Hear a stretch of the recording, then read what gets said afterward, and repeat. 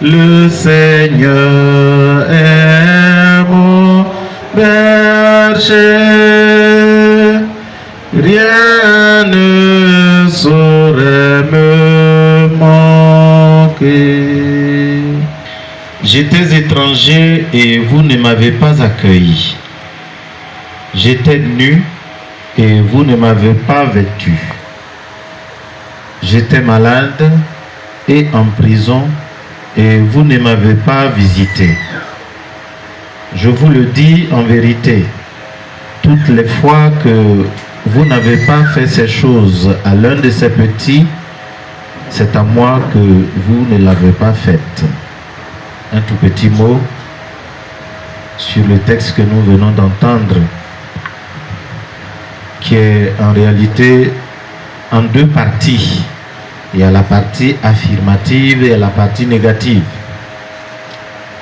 La partie, j'allais dire affirmative, il dit, j'étais étranger, j'avais faim, vous m'avez donné à manger, j'avais soif, vous m'avez donné à boire, j'étais nu, vous m'avez habillé, etc., etc. Et l'autre partie qui est négative, et c'est encore une petite partie de cette partie négative qui a été choisie pour faire le dos du faire-part, est pour moi significative. Tout simplement pour nous inviter à faire le bien pendant notre séjour sur la terre, parce que justement, c'est le bien qui est l'identité de l'homme, puisque l'amour est l'identité de l'homme, et c'est sur la base de l'amour que nous faisons le bien.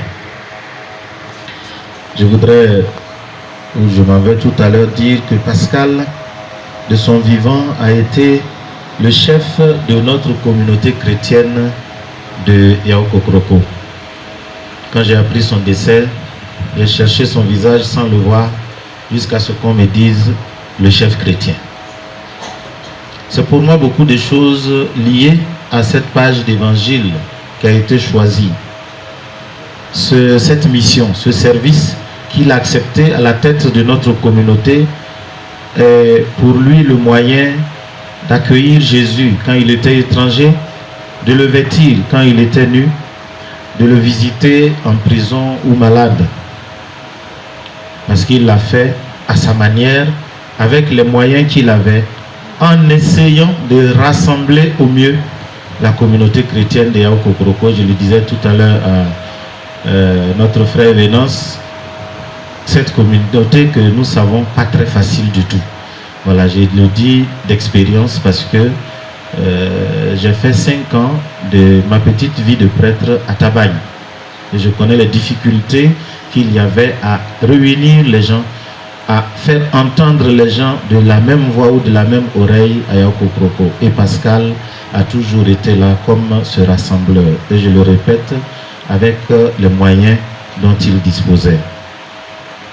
Aujourd'hui, où il est rappelé à son Seigneur, nous prions pour que le Seigneur puisse l'unir à lui et qu'il soit de là-haut, celui-là même qui prie pour que l'unité demeure toujours entre nous et avec le Christ notre Seigneur. Merci à vous tous qui êtes venus, que le Seigneur vous accompagne.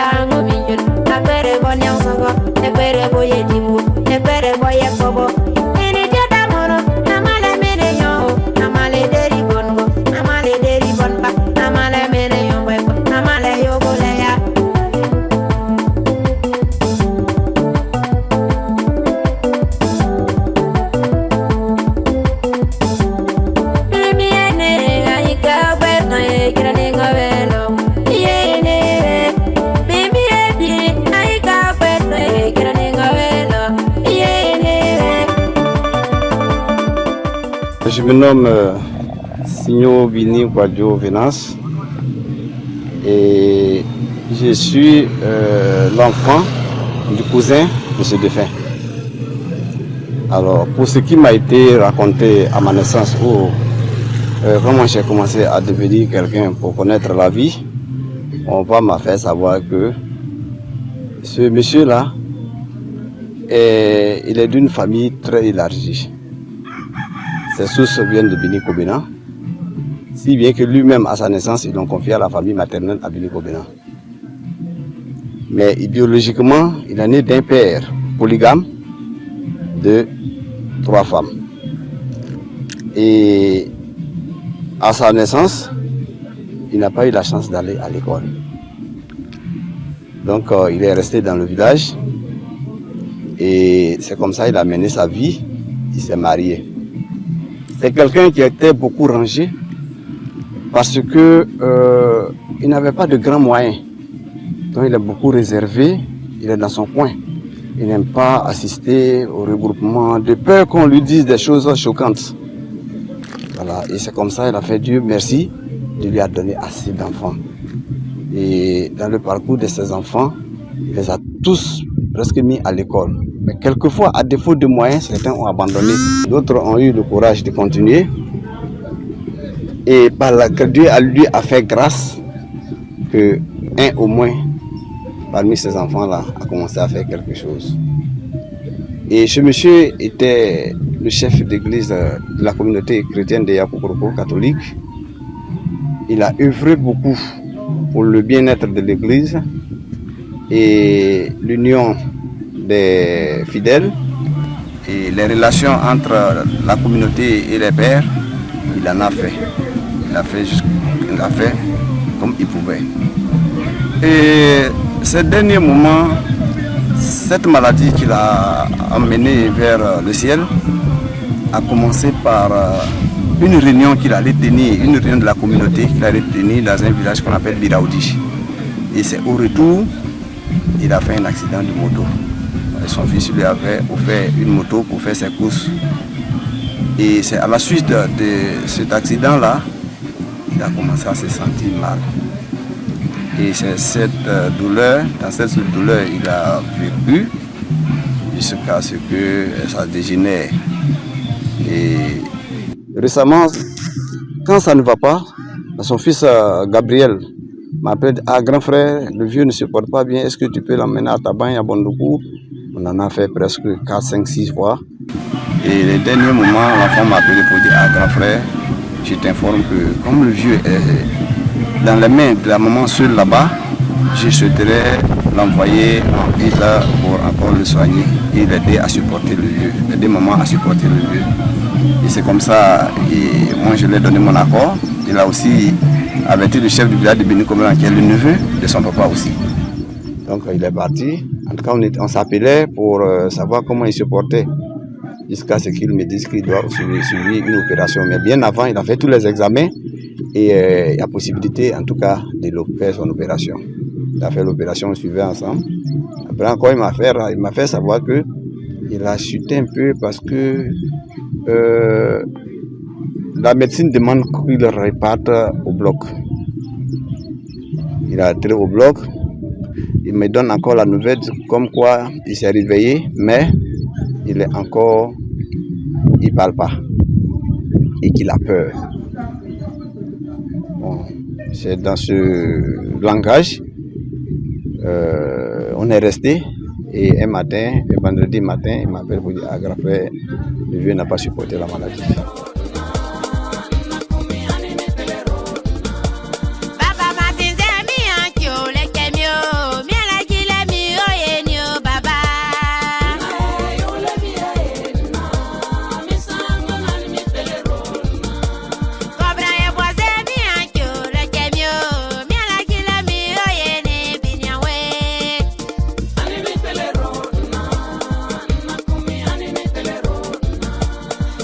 Better